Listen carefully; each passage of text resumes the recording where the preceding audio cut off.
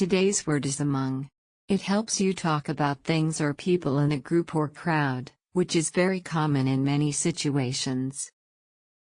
Among means in the middle of or surrounded by more than two people or things. It shows you are talking about a group, not just one or two. Many learners confuse among with between. Remember, between is for two things, and among is for more than two. Common patterns are among friends, among the crowd, or shared among us.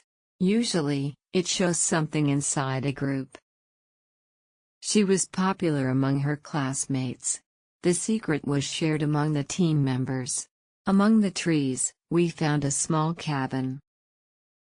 A boy felt lonely at school until he sat among the new students. Slowly, he made friends and felt happy and included.